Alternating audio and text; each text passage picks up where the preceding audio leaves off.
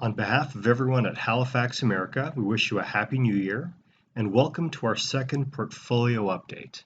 Today is the 4th of January, and our video today will be a follow-up to the virtual portfolio we constructed on December 13 of 2016. Let's do a quick recap of this project. The original purpose of this project is to show you one way to create a portfolio of algorithmic strategies.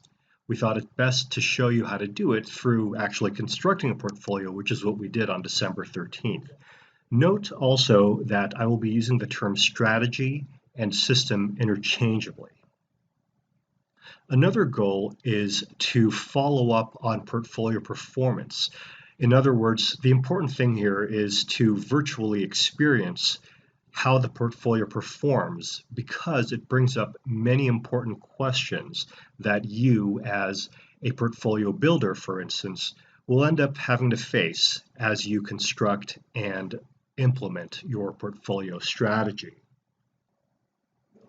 If you watched our last two videos, you'll remember that our portfolio consists of 4 systems diversified across 4 different markets. You have a system trading the mini NASDAQ futures, another trading the DAX futures, another trading the gold futures, and finally you have one trading the crude oil futures.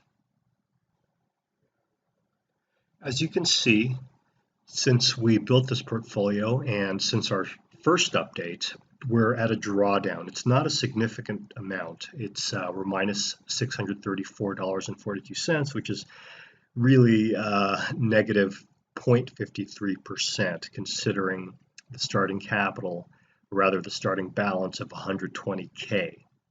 The important thing here for us today, given that this is a learning situation, is that we ask questions when we encounter these types of situations. So, did we enter at the peak of a drawdown? In other words, are we about to enter a drawdown, whether it's a small drawdown or a large drawdown?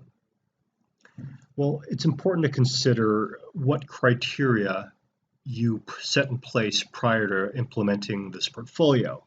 In other words, every system experiences drawdowns. Unfortunately, many people discontinue systems based off of emotions rather than sound criteria. You have to ask yourself, did you have enough capital to begin trading these systems? That's one important question that, sadly enough, many people don't really ask. Did you research the systems enough to know how profits and losses were distributed over time? In other words, were profits and losses steady or were they volatile? And do the systems currently exhibit performances that are similar to or different from their historical performances?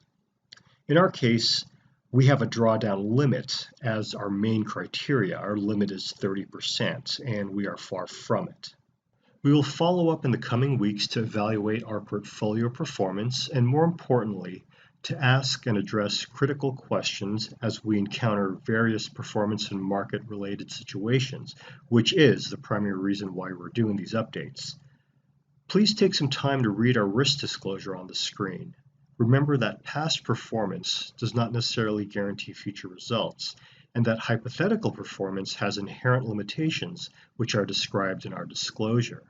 For now, thank you for watching, and we hope you join us for our next update.